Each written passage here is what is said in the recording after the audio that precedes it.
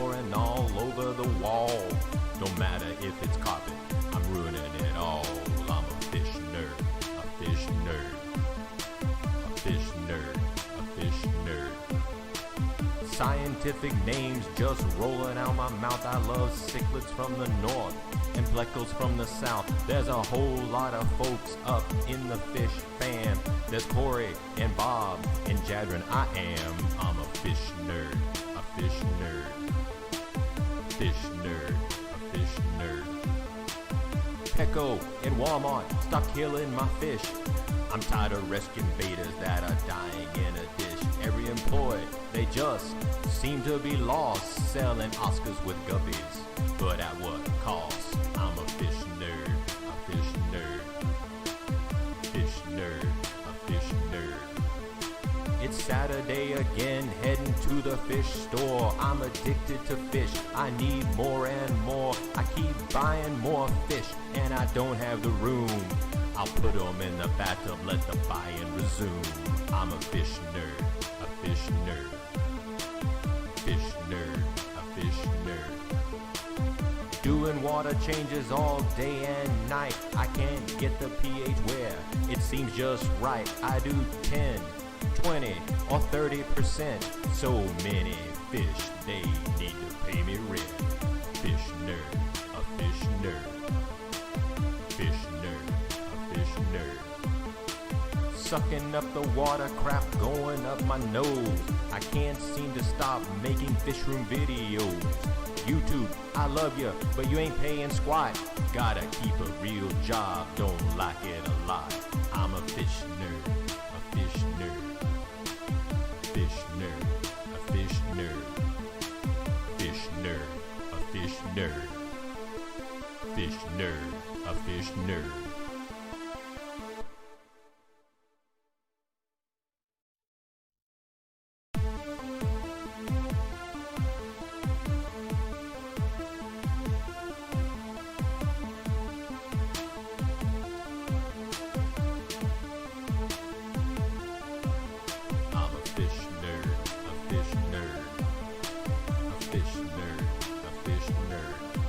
I got 400 tanks in every room of my house. There's not a prayer in the world of me finding a spouse. I'm spilling water on the floor and all over the wall.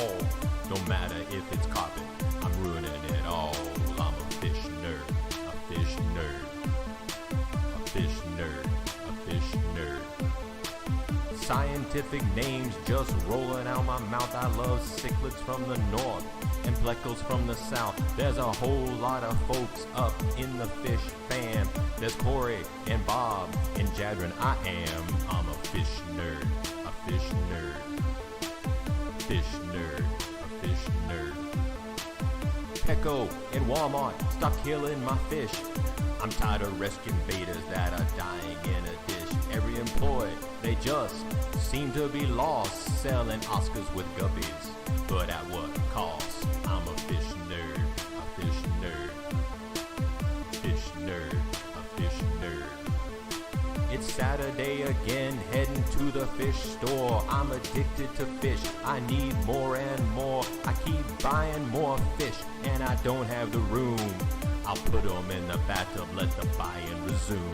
I'm a fish nerd, a fish nerd, fish nerd, a fish nerd. Doing water changes all day and night. I can't get the pH where it seems just right. I do 10, 20, or 30%. So many fish, they need to pay me rent. Fish nerd, a fish nerd, fish nerd, a fish nerd. Sucking up the water crap going up my nose. I can't seem to stop making fish room videos. YouTube, I love you, but you ain't paying squat. Hey, what is going on, guys? This is Jason and Jerry, Papa Shrimp Jadren Aquatics. from Jadren Aquatics. You got me all messed up now. I don't remember what the rest of the thing even is. Welcome to the fish room or something. I don't know. Lots of major changes, Jason. Oh, I feel like I say that a lot. Like I feel like every few months I'm like, oh, we got major changes coming again. There always seems to be some type of major changes coming. Yeah. It's a good thing, though. Yeah, I agree, because usually change means you're trying to fix something that's broken. Adapt and overcome. Well, I like to adapt. I tend to not overcome, but I tend to adapt. All right, looks like we got a few people in here. Thanks you guys for joining us. We've got quite a bit of few things. What does that mean? Quite a bit of few. A lot. We got some things to get to. Of course, we're going to continue talking more about. I got to look up. So it's very difficult here. So the camera is here, the mic is here, and then the computer is here, and then this is where the look. I'm pointing like they can see what I'm talking about. Like here, the chat is right here. And then to help us, we also have a TV that's back behind the camera that also has it. So sometimes I don't know where to look. I get it. And it's better to look. I need to watch the chat there, because if I watch the chat there, it looks like I'm looking into the camera. Whereas if I look down here, I look like I don't really care what you guys are doing. So I'll try to focus more. So we were going to talk more about fish room. And building fish room and all that goes along with that. We touched on a bunch of different things, or at least I touched on a bunch of different things. You had some tooth issues going on. Yes. What's going on there? Oh, man, toothache. Oh. And trying to go to a dentist and squeeze in an emergency visit, all the while, I'm very short on funds and patience. So, yeah, I'm still dealing with it. But I hope to have it taken care of by the end of this week, now that I'm seeing my cardiologist and all that fun stuff. Well, good, because there's nothing more miserable than dealing with teeth problems. It's horrible. I hate it. It's one of the most miserable things that I've ever experienced it. And growing up, I wasn't like the greatest toothbrusher in the world, but I think I have 15 fillings that I got from the time I was whenever till, I don't know, 16, 17 years old. Like every time I went to the dentist, I had to get a filling done. Right. And then I finally realized after that, dude, it's time to brush your teeth regularly. So I like brush my teeth like crazy now. And then come to find out, my assumption is I got all these fillings, they're going to be in there for life, right? Oh, no. Apparently your silver fillings, because I'm old, so I still have silver. I don't have whatever that new fancy stuff they use is. Right. Is that your silver stuff falls out. And guess what? If it falls out, that's what's holding like the strength and structure of your tooth together. So if it falls out, you're thinking, I'll get to the dentist later and get that fixed. Well, then you eat a tortilla at Rosa's, and then that actually happened to us, not to me, to him. I did, but it happened to me too. The same thing happened to me about 6 months earlier. Was when I was at Rose's with another friend, and I bit into a tortilla, and I cracked one of my teeth that was missing the filling, and then had to have that all fixed. This is not fish room talk. It is very fish room related, because I fish. couldn't even bag fish anymore after that, and I had to go to the dentist immediately. So it changed our shipping schedule. See? Brought it back to fish. Oh, there we go. Brought it back to fish. All right. I want to, before we get into a lot of stuff, we're going to get some more people in here. I want to show you guys something. And this is not like something I'm trying to sell. It's not fish related. And it's not fish related, but it's pretty freaking interesting. Would you at least not admit? Oh yeah, it's definitely. Okay, so let me set up the story. So I don't like Facebook. I don't like Facebook. I don't really have a personal account on there. I don't care what you're eating for dinner. I'm sorry. I don't mean to offend anybody, but the people that post their food they're eating, like, just, I don't know. I let my wife go through Facebook, and then she can give me all the information that I need to know. But one of the things that I really like about Facebook is Facebook Marketplace. I don't hardly ever buy anything from there, but I like to go in there and just look, because there's all sorts of crazy things that are on there. Oh, yeah. And I don't know, it's kind of relaxing to me. Sometimes when I get some anxiety and stuff going, for some reason, Facebook Marketplace is the thing that I go to make myself feel a little bit better. In my head, it didn't sound weird, but as it came out of my mouth, it sounded a lot more weird. Okay, focus, Jason. Back to the story. So I'm on Facebook Marketplace, and I'm looking around at all the crazy stuff that's on there, and I see this right here. I see these things. Okay? So these are Skittles, but as you can see them, they're like exploded Skittles. Where like the white center is blown out of them. And I'm sure a lot of you guys are out there going, I already know what that is, Jason. Put that down. That's 2019. Well, it's new to me, so you're going to hear about it. So these are freeze-dried Skittles. So I'm assuming they put them in dry ice and like flash freeze them, and it causes that explosion on them. So I see a bunch of people selling these things, and I'm thinking to myself, okay, I gotta buy these so that I can try them. So you know what I do? I see all these ads on Facebook. I go to eBay, because remember what I said about Facebook? I don't like Facebook. So I go to eBay because I know if it's on Facebook, it's on eBay. So I go to eBay and there's 10,000 people selling these Skittles. So I go buy those Skittles, order them, they come in, and they are weird. It's crunchy now. So when you bite into it, it's super, super crunchy. And then it explodes into a powder of Skittle goodness. And the first time you eat it, you're kind of like, this is gross and weird. But it takes about 2 or 3 or 4 more before you finally go, this is kind of good and it's kind of different. So there's actually all sorts of freeze. There's like, they've taken ice cream sandwiches and they've cut it into like 16ths and they flash freeze it too. And I guess because the ice cream turns to whatever this stuff is, that it can withstand whatever. So if you want something really, really weird, go to Facebook Marketplace and look at these, but go to eBay and buy.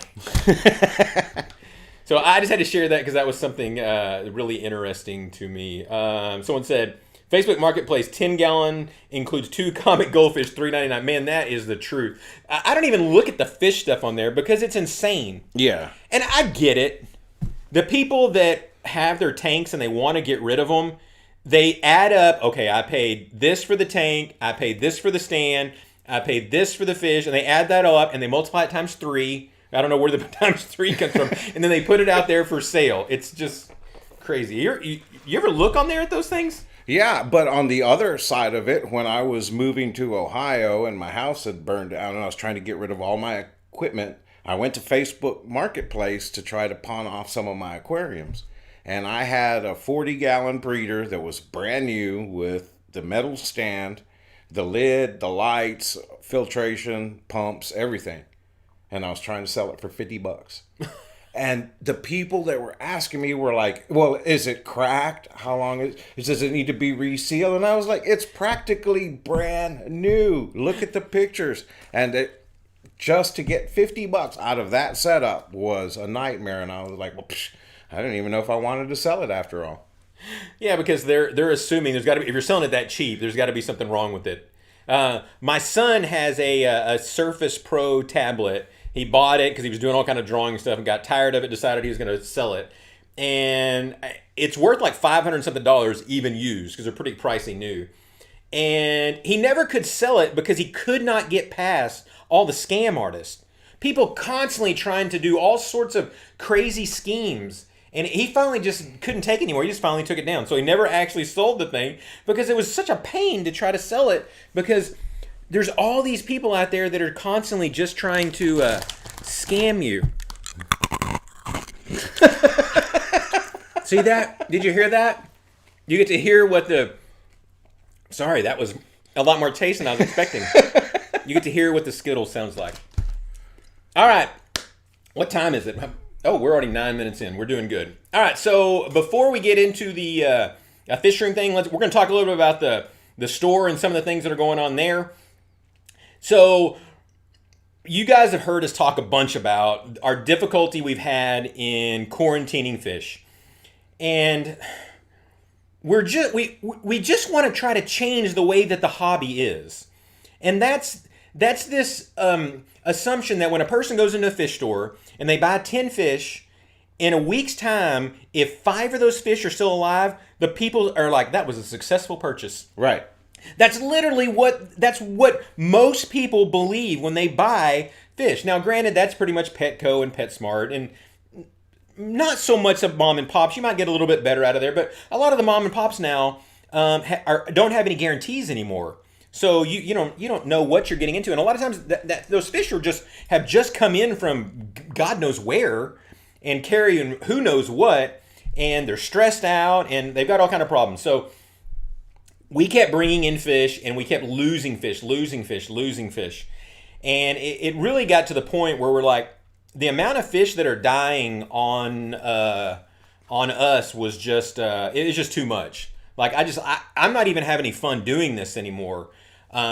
So first of all, what we decided to do is we're no longer going to be carrying any sort of, not necessarily import fish, but some of the fish come out of Florida. We're going to try to start to push all that stuff aside, and we're going to focus only on the guppies and local bred stuff I've bred or stuff he's bred or stuff that local people have bred that are willing to sell to us, and try to kind of just focus on that and that alone.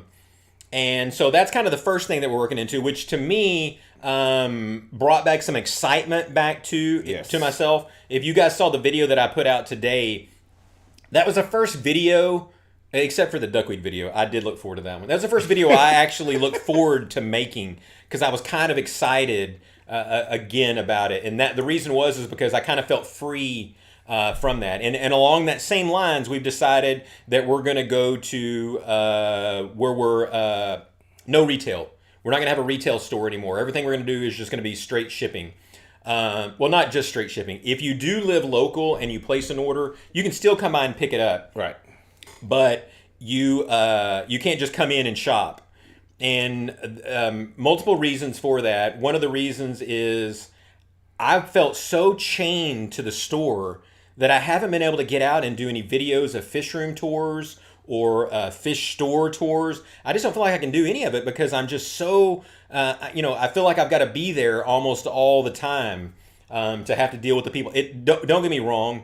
There's not 10,000 people coming into our store all the time. It's not a lot, but it's just the fear of, so both my sons work for me full time in the printing side of things. And we've had a couple of times where people have come in wanting to buy fish, and my poor son, he's an amazing kid.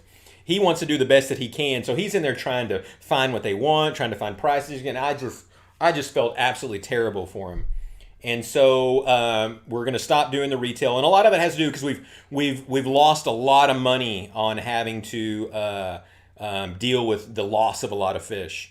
And it's got finances at the fish store in a rough area from where we're not used to being at. And it's not necessarily that the sales have come down some, but that's not really what it is. It's just I just went too crazy, bought too many different types of fish, and just kept losing them. Now, I wasn't losing 100% of them, but I was losing enough of them where it made it difficult to make any money. It kind of made it overwhelming with just trying to figure out what we had to sell to try to make up and fill all of the orders that we had, and then trying to remember what do we have in quarantine that's coming out and how much of it is actually coming to us. And when you're running about 50% on what we bought and then what we're actually after quarantine bringing to our tanks, it's kind of disheartening, and it does become overwhelming because we're trying to fill the retail side of it. We're trying to make sure we ship all of it. Now we're trying to make sure we guarantee, no DOAs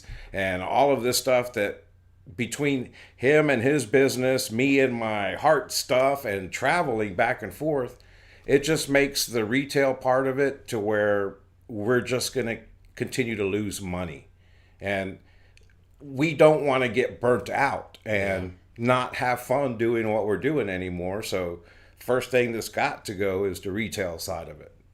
Yeah, for sure. And so on that same note, again, he's talking about, he's got a long travel. I talked to you guys about this last week. And it's not just the travel. Like if it was farm roads, then that would be more enjoyable. But it's through the heart of Dallas. Yes. And if you guys have driven, it's no different than driving through Houston or Austin or wherever it is. It's just miserable. People hate each other. Yes. People are just so rude. And so when you're trying to recover from a quadruple bypass, you don't need an hour each way of that stress and anxiety and wanting to flip the bird at everybody. it wore on me really bad. And so it's kind of one of those things that for both of us, we have to put our health first. Yeah. And when we're getting overwhelmed, we're feeling stressed out and pressured because of all the different things that we've gotten ourselves into, we got to kind of cut back a little bit here and there, especially if it's not financially feasible, when we can't even really look to how we're going to pay for me to get back and forth just gas wise. And then now on top of it, my rehab started again. Yeah. So now 3 times a week, I'm going an hour the opposite way to go to my rehab. Well, 30 minutes. It's an hour round trip. So I go there for my rehab, and that just blows 3 days of the week out of the water. Yeah. So on that note, Jerry's going to step away from the store now, and I'm going to go back to where I'm just pulling orders. Obviously, by getting rid of a lot of that stuff, we're not going to have quite as many orders we had before, so it's going to be a lot more manageable. And we're both excited about it in a sense because I can take a whole bunch of those tanks that I have out there because I've got 70 something tanks up there now, and I'm not going to need that many anymore. So I'm already started using some of those 20-gallon talls for breeding projects. I'll have a video coming out in a few days. I bought some of Dan's from Dan's Fish Room. Dan just, first of all, Dan's my favorite online store in the world because I've learned so much from him. A lot of what I do and the way I pack, and I've learned from him because he's so successful at what he does. And so I went to his place because he has a bunch of different rainbows that you just can't find anywhere else. And I've grown to just love rainbows. A lot of it has to do with I just enjoy breeding them. I enjoy the style of taking mops and pulling eggs and hatching the eggs. To me, it's a lot of fun. So I picked up 4 or 5 different strains of rainbows that he had, and I've already put them in those tanks. So now I've got all this excess space that I can start doing all this other breeding that I don't have room for at the store anymore. And so tell them kind of what your plans are now that it's going to free up some time for you. Well, it's basically the same thing, and it's kind of strange to step back and then feel this sense of freedom, kind of, and to be able to start planning.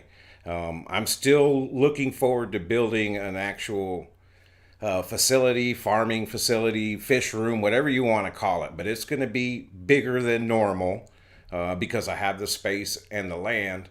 And really, it's all about getting my lines of whether it's my strains of shrimp and all of my favorite fish, like his is rainbows. He loves the rainbows. I love the catapunks and the German rams. Doesn't matter if they're gold, blue, or black. I love those fish. So I'm going to concentrate on breeding those, and of course continue on with breeding some clown killifish and a few guppies here and there because I love my guppies too. I can't help it.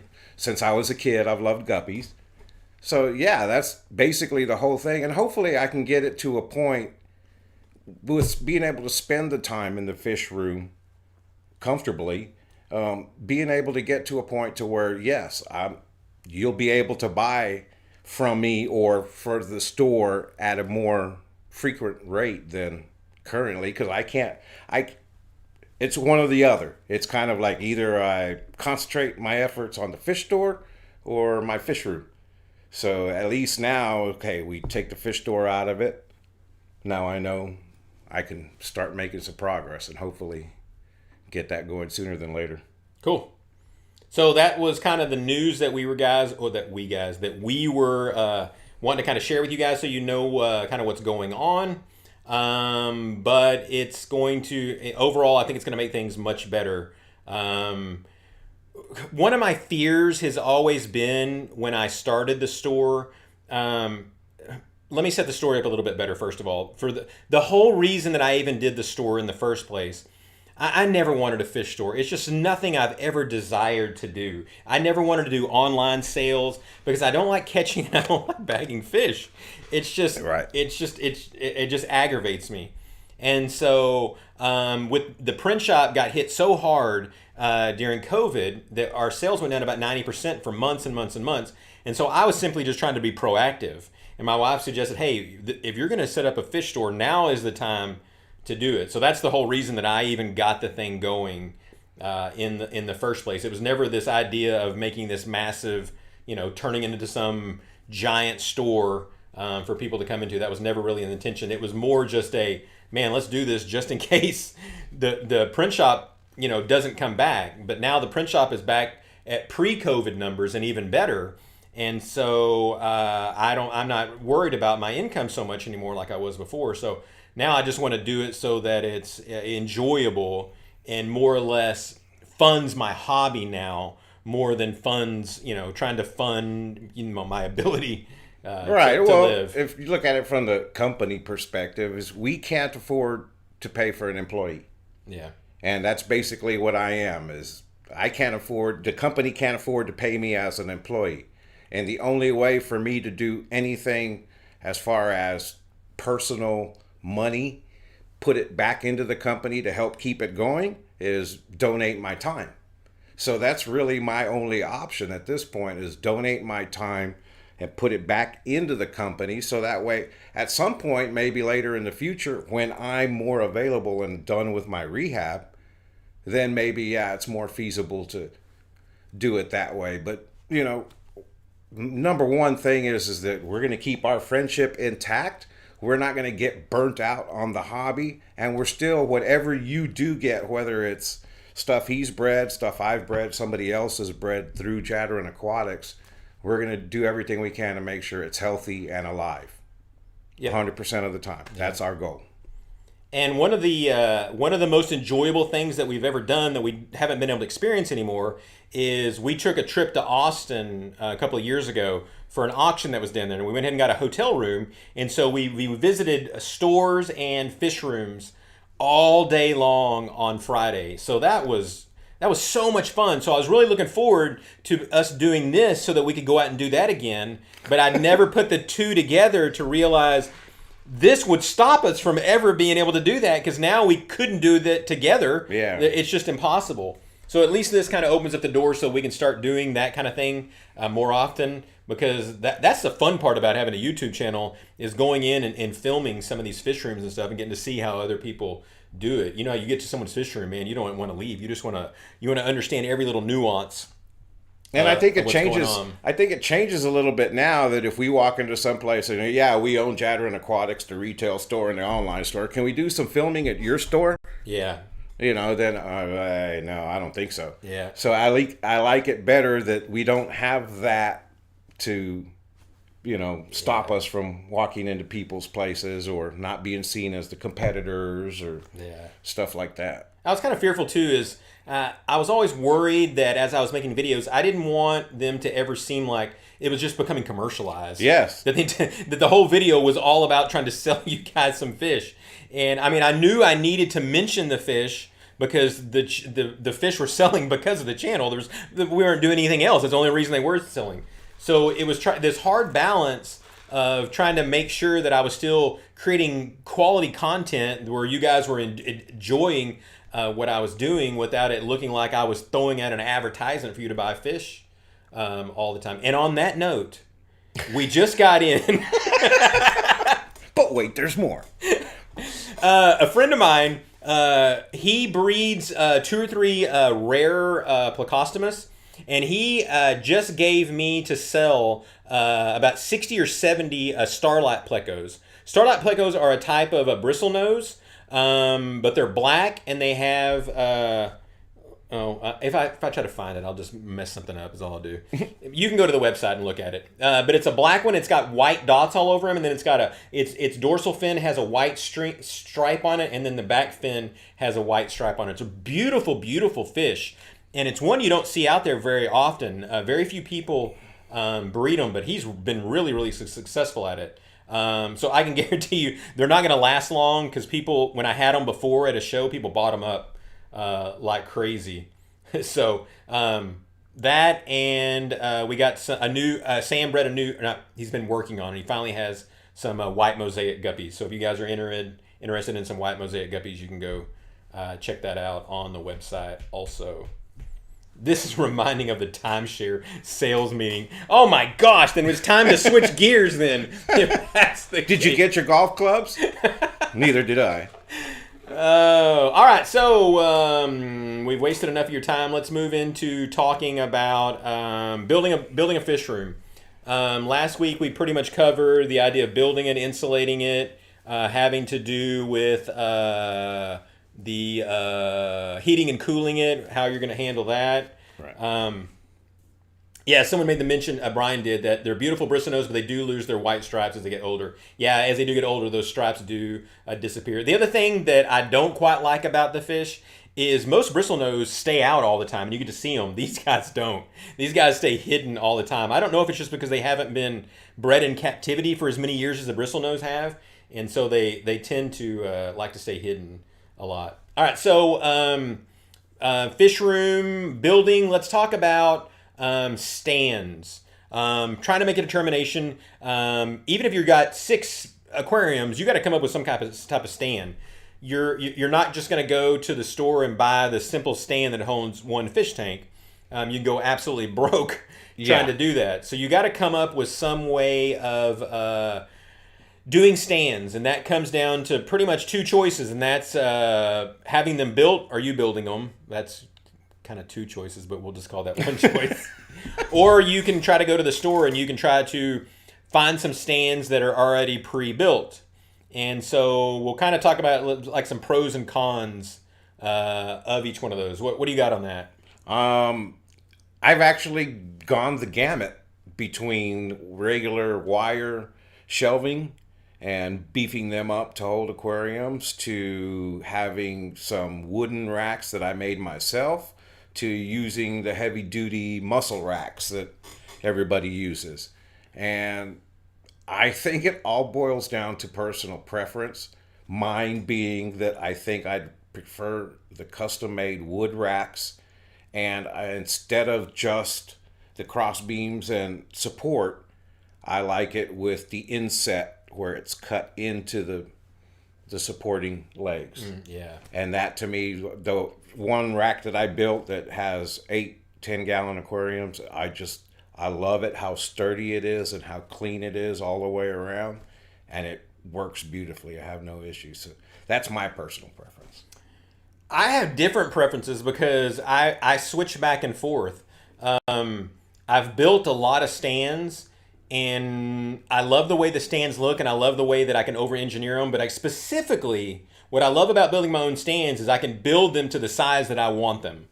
That's the hardest thing, is when you're out there trying to find stands that are pre-built, right, is trying to find something that fits what you want without a bunch of wasted space. It's almost impossible.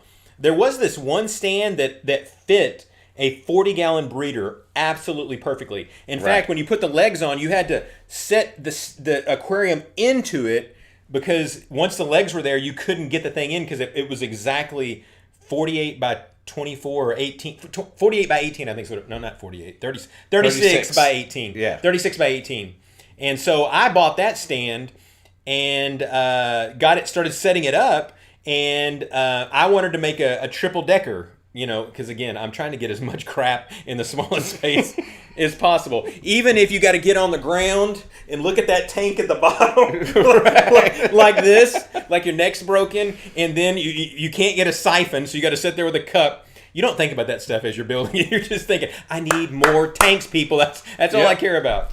And so I'm trying to build a triple decker, and the way this stand is made, at least the one that I specifically had, the legs just literally just came together like this, and there was no bracket to hold them together. And so to me it was rickety by the way they were holding. To put a 40-gallon breeder up there is a minimum of 350 pounds. Yeah. So that's a lot of weight to deal with. This thing could go south. So I literally tore the whole thing down and ended up using it as just normal storage. And so that's a problem that you can run into. Now, the muscle racks you talk about, I've used those at home, and I have them up at the office too. And those work really, really well because they're really, really strong, but they still make me nervous. I still take a piece of 2x4 and cut notches in it and put it in the middle, if it's like a 6-foot span. So it doesn't bow? Yeah, so it doesn't bow, because it is going to bow. even if it says it holds 2,000 pounds or something like that, it still wants to bow on you. Even though your weight's pretty evenly spaced out, you would think that it would withstand it. But I don't know where they come up with those numbers. So, but again, those usually you have this wasted space. Luckily, the ones I have at work, they're really you can put 6 20-gallon longs in a row, and you don't hardly have any wasted space on the front or the back. And it made the decision for me easy to build those or to buy them and put them together because lumber was so expensive. Right. Whenever I started building that stuff, a 2x4 by 8 foot was like $7.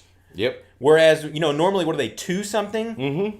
And so when I was sitting there doing the math, because I'm cheap and I like to do the math to make sure that I'm getting the best deal possible, I want to know what the average cost per tank is that this stand is going to hold. And so it was only a little bit more expensive to actually buy that pre-made stand, and so it made the decision easier because the time that it takes to build stands is it takes a while. It does.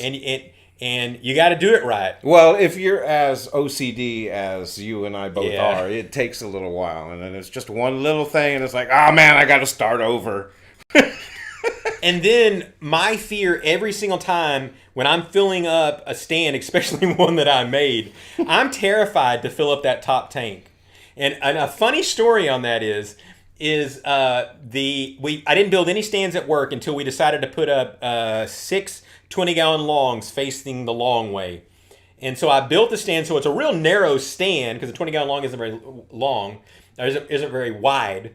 And so I built it to hold 6 of them, got it set up, got all the tanks on it, and then Jerry was in there looking at it from a distance, and he goes, "Is that leaning?" It was twisted a little bit. Yeah, it was twisted, but it was scary looking. Yes. Though. I don't think if it fell, it probably would have taken a while, but still to see it twisted like this was just absolutely terrifying. Because I was always fearful in the fish room because my granddaughter at the time, was like 3 or 4 years old. And I just thought to myself, oh my gosh, can you imagine one of these things can crash? It would kill her. Yeah. And like, oh my. So I was always afraid of that. So we took that stand and took some 2x4s and built a brace against the wall and braced it up against the wall and got it straightened out and got it leveled. But when I put it up, it was level. But the weight and stuff of it made it begin to shift a little bit. I know it had something to do with the fact that it was, a skinnier type stand. Right. Stephen P's got a good question. He said, I just popped in and hearing rack talk. This is relevant. So a 48-inch wide rack you think would need a couple of 2x4s on each shelf? For the one that I built, it's 48 inches wide because I just used 4-foot pieces. It's 48 inches wide, and I got the 2x4 inset because I cut into the wood so that way it lies flush on the support leg. And I just have that one 48-inch 2x4 in the front, 48-inch 2x4 on the back, and the ones going across for the length of the tanks. And they work great. It is one of the sturdiest racks that I've built. Of course, I've only built 3, but it's pretty darn sturdy, and I like it the best out of all the racks that I've built so far. Yeah, when I very first started, I went, because I'm cheap, I did the Cinderblock Method. And so I had a 55-gallon tank that was sitting, so that's a 48-inch spans. And it bowed a tiny bit, but very, very little. So I would think 48 inches, you shouldn't have to worry. No, and the thing is with the 2x4, the Cinderblock Method, because I did that before too, is that you got to consider you have the wood laying flat to where it's the only 1.75 inch thickness that's your support. Whereas if you have it upright, you got the whole 3 3/4 inch support. So that's a lot more strength. It's going to bow at a much higher weight capacity than if it's laying flat on the thin side. Steven said he's looking at those Husky racks at Home Depot. Yeah, those racks I think are usually designed to hold a couple thousand pounds. So yeah, at 48 inches, I wouldn't worry at all about putting an extra brace in there. It's the 6-foot ones. Yeah, the 6-foot is ones. The ones that I would worry more about. And you hate putting you hate putting a brace on there because the brace takes up some space where you can't put another tank. Oh no, the ones that I have at work are actually, yeah, Jason, 6 foot is 72 inches. Shut up. I'm like, wait a minute, it's 72. No, it's 7. Yeah. So you can fit 6 20-gallon highs on it, and there's still room to put a 2x4 in the middle without wasting any space. And now that's a very odd size for those. The ones I buy aren't Husky brand. They're Edsel, I think what they're called at Lowe's. Right. That one is a one that's very hard to find because it's kind of rare. Not really rare. It's just something they don't typically stock. The main one they stock, I think, are the 60 inches, if I remember right. The 60 inches doesn't work very well for because you can only put 5 20-gallon highs on those. But yeah, I wouldn't worry too much. I wouldn't worry about too much about that. All right, so stands. I think we covered about all of that. Just if you are, Edsel Muscle Racks. That's the brand name of the one that I use. Yeah. If you are building stands, go watch a video and learn how to do it correctly. Don't use nails. Be sure and use screws. And I like the screws that are the self-tapping wood screws. Those are great because you don't have to drill a hole first. You can just go straight in, and they're strong. They have each screw is about 90-pound shear strength.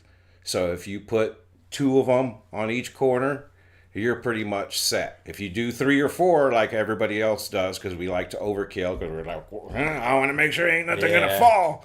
Well, then you don't have to worry. And then if it's inset with that kind of support, it's going to be good enough to hold that thing, and it'll be nice and sturdy. Of course, I'm putting an asterisk that these are not guaranteed.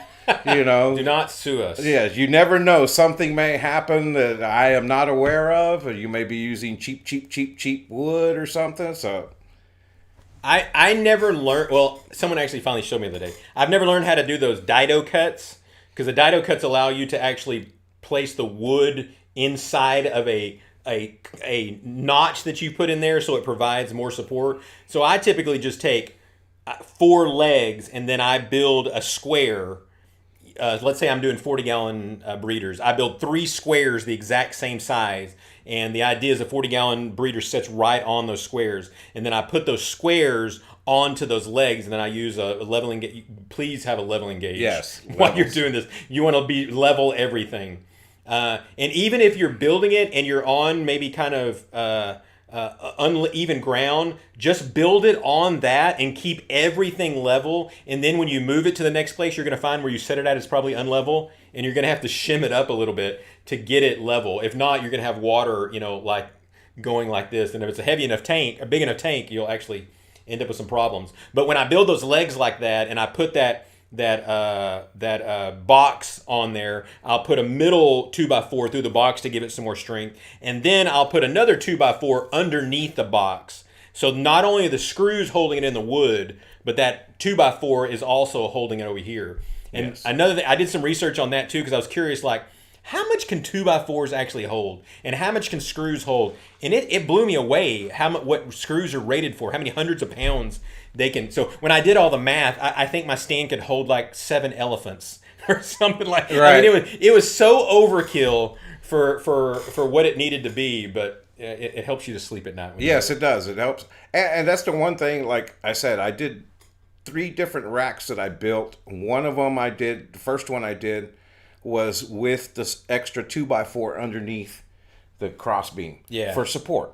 Because I figured, I want to have that extra security and support there. But I didn't think about how much space that extra piece of wood took up to where my next row of tanks underneath, it barely fit. Luckily, I did it enough to where it barely fit underneath. But now if I put a lid on those aquariums, I'm always going to have to move them off to the side to get them open. Yeah. So you got to think about those kinds of things, and that's why the third rack I built, I did the wood inset so I wouldn't have to put that extra support, and that freed up a lot of space. So it's those little things that really watch videos like he says, and kind of see what you think is best. And the beauty of it is you can custom design. I want to hold 10 gallons. I want to hold 10 gallons. I want to hold 40 gallons. You know, whatever it is, you can custom build it.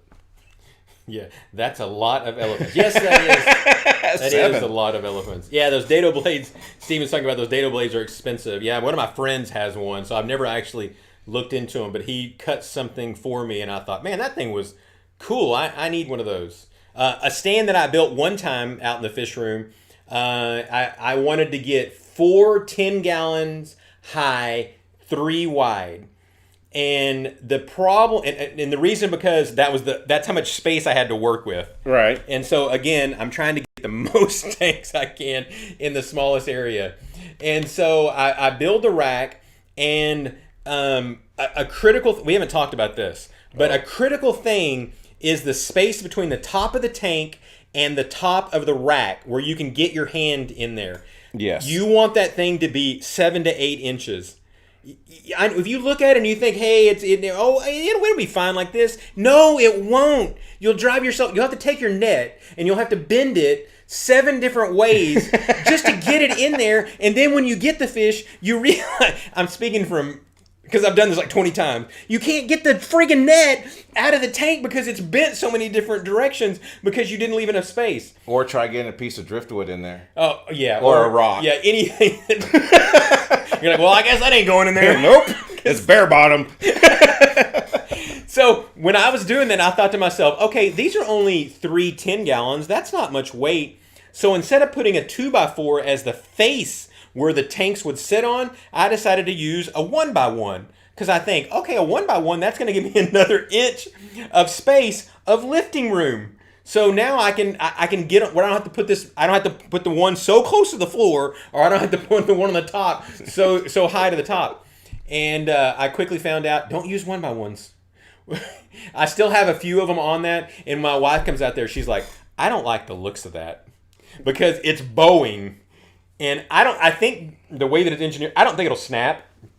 I hope it won't snap. Right. But a couple of them I took that off and put a 2x4 back in its place. So give yourself that 7 to 8 inches. You will deeply appreciate it in the end, especially if you're in your tanks a lot trying to catch things. And really, it just ends up, you're going to be getting in and out of your tank. You're going to be putting fish in there. Let's say you have a bag of fish and it's bigger than this. You can hear that. But it's bigger than this, okay? And you try to put that in the little space that you realize that, oh, it's only 3 inches and I can't. You're trying to get this bag and squeeze it in there, and then it bursts open and fish are all over the floor. So before you go there, think about how much space you're leaving yourself for whatever it is you're going to put in your tank. You know, if you're going to put in a piece of driftwood, at least leave yourself this much space. Because a piece of driftwood is going to be at least that big, or else you're going to be trying to get it in there. You never know. You might break the glass trying to force something in there. Yeah. I've almost done that. Or you could just decorate it all and then put it on the shelf, but that's kind of bass-ackwards. Yeah, then you can't ever get it out afterwards. It's kind of like that stand I told you that I took down, that 40-gallon, when you had to put the top one on, I had to get my son with me, so we had to get it over our heads, because you literally have to take it over above it and then drop it in. There's no finagling sideways. You just can't do that. And so I'm thinking, like, how am I ever... If I need to get rid of the middle tank, I can't. If I got to get rid of the bottom tank, I can't, unless I get rid of the other 2 tanks. So there's a whole lot of stuff to take into consideration. So again, watch videos and learn from people like us that have already made all the stupid mistakes, so that you don't have to deal with the after effects of those problems. Raised Fish says, I give myself a foot of space and I still have a hard time cleaning my tanks. Yeah. 12 inches, that's a lot. You know what I could do with that? You could probably fit in there. I could get some driftwood in there and I could probably catch some fish. Oh, all right. I think that's enough on shelving. Let's talk a little bit about plumbing. Use a funnel. What did he mean by? I saw that. What did he mean by that? Use a funnel. But I still need room. I use funnel would be good. I could just pour the fish in there and they. Oh, I've had to do that before. But I took like a 2-liter bottle and I like cut it off and I poured the fish in there. I forgot why I did that though. Something I couldn't get. Oh, because I've had that problem on that one tank where it's too small. Is trying to pour fish in there, and as you're pouring, why is it as you're pouring that this little piece has a mind of its own, and sometimes it's like, whoo, it decides to make a left turn, which means you're now dumping fish onto the floor. Instead, and if you would have had enough room to get the whole bag in there, then you wouldn't have had any problems. Oh, we've never done that. No, I saw somebody do it. Guilty as charged. All right, plumbing. So let's talk about. When you get these tanks set up, you got to make a decision. And you should make the decision early on. Are you going to do automatic water changes? Or are you not? Yes. You're going to do automatic water changes. Listen to me, please. You want to do automatic water changes. I know there's some of you guys out there like, I love to do me some water changes. There's nothing excites me more than getting up at 4 o'clock on Sunday morning and doing my water changes. Well, I don't like water changes, and I'm not going to kid around and pretend like I do. And they may be fun for a while, but after a while, you would rather. Is that like a Texas term? Must be. You would rather be enjoying your fish or working on a breeding project or feeding your fish than having to do a water change, because water changes are not fun. So please, when you're deciding to build your fish room, I don't care if you've only got 6 tanks. Start off doing an automatic water change. It's not difficult. It's not that expensive. But it takes time, and it's not scary to drill your tanks. Well, it is the first time, or it is if you're drilling a 55 and you're not sure if it's tempered glass. I'm probably not making a very good point. I'm probably scaring people more than I am anything else. Pretty much anything that is I think 40 gallon and below is not tempered. Correct. Once you get above that, then it may be or may not be tempered glass. And it's hard to find out because I called one time, and it has to do with glass supply. Mm-hmm. If they can't get regular glass, then they'll buy tempered glass. So sometimes they're just like, hey, we don't know. Put a drill to it and find out. I've seen videos. Sling blade. I've seen videos of tanks exploding from the drill. I'm not doing that, because if that ever happened to me, I'm done drilling tanks. I'll never drill another tank again. Aren't you supposed to be able to get UV polarized glasses and look and see the... I tried it. Because they told me... That's a great concept if you're not colorblind. Well, that's probably true. They told me the best way to test it is to go out to your windshield, because your windshield is tempered, and use your glasses on that.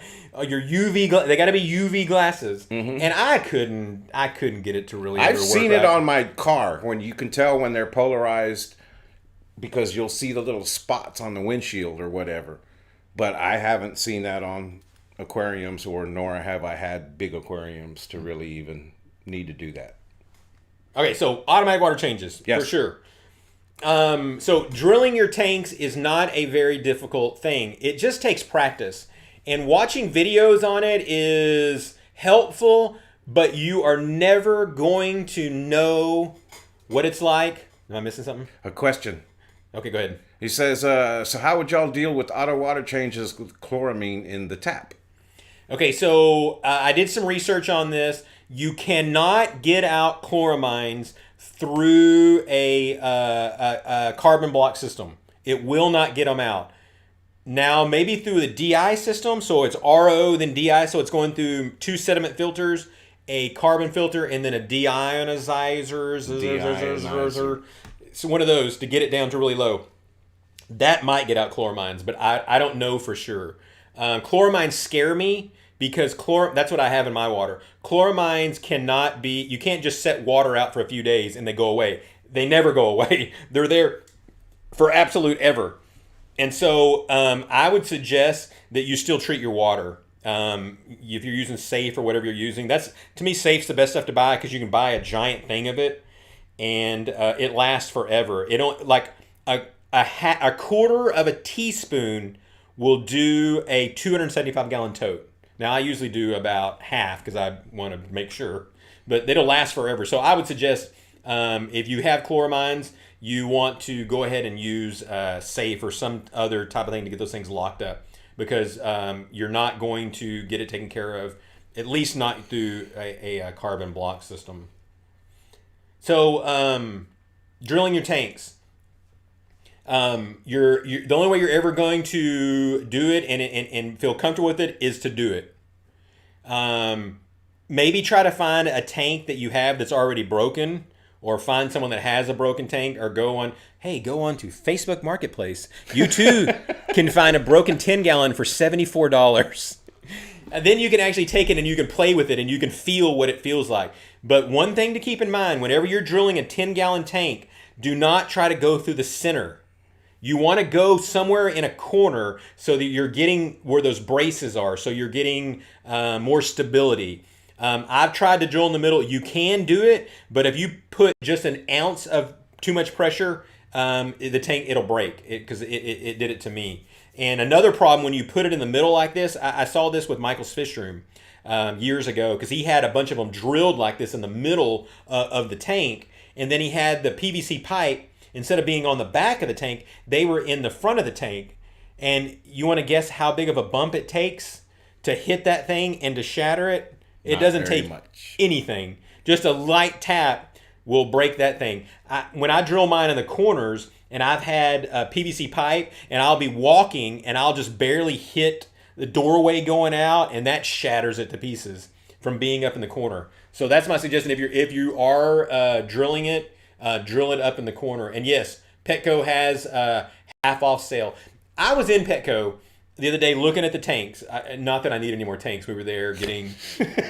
we've got the new puppy. You can see on my arm. You can see it looks like I got poison ivy or something. That's new puppy attacking me over and over and over and over. So we're at Petco buying new puppy stuff, and so their tanks are on sale. But I see a sign that I've never seen before. It says all tanks that aren't kits 50% off. Yep. And it usually doesn't say that. It's usually $1 a gallon, and then 50% off on everything else. Yes. But now the 40-gallon breeders used to be $49, I think. Now they're $59. So they're nothing is as cheap as it was. And someone told me 10 gallons are always $10 now. Is that true? Basically. Well, when they're not on sale, they're $19.99. But someone told me like they don't stop the sale in 10 gallons. I don't know that for sure. That's just what someone said. No, I'm pretty sure. But on that note, if you guys need some tanks, go to Petco. They've got them now. That's every single tank that I own. Not every single tank. 95% of the tanks I own have all come from the Petco ones. So drilling them, you want to drill those things because you want to set up some type of automatic water change to make your life easier. Now, does that mean that you don't have to gravel vac your aquarium? No, you're still gonna have to do that occasionally. I'm really terrible about that. When you start seeing all that muck build up at the bottom, it's time to gravel vac that sucker. You've let it go 2 years. It's time to take care of it. But you're gonna thank yourself in the end, because when I set all my aquariums up the first time, I didn't drill mine, and I deeply regretted it. And I spent a few weeks tearing each tank down, drilling it, moving the fish into that drilled tank, and then drilling that tank and shifting everything over until I finally got them all drilled. Now it's not even a second thought with me. When I'm going to build a new system, they're getting drilled. There's no ifs, ands, or buts. Even if I was setting up a sump system, whatever, it works in all different types of aspects of whatever you want to set up by using the drill method. It's just so much easier. Well, that's the thing is, like in my fish room right now, when I first started setting it up, and I kind of did it at a furious fast pace because I had just got here, got the room, and started building racks and throwing aquariums on there. But I was always thinking, well, this is just going to be temporary because I'm building my fish room or facility, farm, whatever I want to call it. So I'm not going to have to worry about that. That's, it's just temporary. Well, here I am after a quadruple bypass and 6 months later, and I haven't even started building anything on the property. And I'm sitting there going, man, I wish I would have done automatic water changes, because especially right after I got out of the hospital, my tanks needed water changing. And it would have been so cool to be able to just turn on the water and let it overflow. But instead, I'm filling my buckets up with this much water because that's all I could carry. Yeah. And doing it manually. And even if it's not full-blown automation. Like, for instance, mine's not full-blown automation because I don't have water out in my fish room. I have to take water, run it through a carbon block. I used to not run through a carbon block. I do now because I'm getting this oily crap at the top of my water all the time now. I don't know what's in the water now, but I run it through that, and then I run it into a 275-gallon tote, and then that's where I treat it at, and then my dripping system pumps from there. And so if you have a fully blown automated system, because I saw him ask that same question about that too, is has anyone ever figured out a way to deal with chloramines in a fully automatic? So if you had a system that was automatically dumping water in with some type of float valve, right? How do you manage chloramines? I have no idea. I don't know how in the world you would manage chloramines if you had it automatically feeding water. I don't know what it has to run through. I just know that carbon blocks definitely do not work correctly. Do you have neon dwarf rainbows?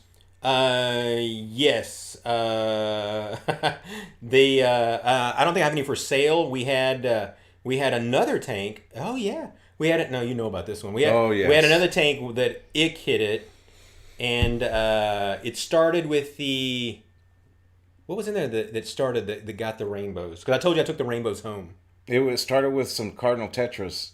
Oh yeah, it started with neons. We had neons and rummy nose, and we had neons and rummy nose, and poof, ick on both of them. And then I pulled the rainbows that I had out and took them home. I had 2 Australians in there that killed those. The neons I have, the dwarfs I have are recovering. I think I lost one, but I think the ick has dropped off of them. So no, I don't have any of them for sale. And I probably won't because, at least for a while, I did buy some more, but they're not for sale. I bought those to get breeding, because that's one of the things we'll start talking a lot about is I'm going to have a lot of tanks doing a lot of breeding because that's what I enjoy. Yes. More than anything. That's the thing that excites me and really keeps me excited, about doing things in the hobby is breeding fish for sure.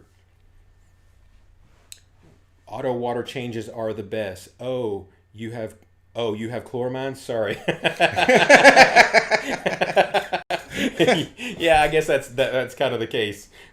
So that word auto is a word that's kind of used interchangeably. What I was saying a second ago is if you have a system like you were talking about setting up, yours wouldn't really be a fully automatic. It would be where you have to go turn a switch to let the water out. Right. But it's still sort of doing it automatically because you're not sucking the water out and putting more back in. So that water change system can exist on so many different levels.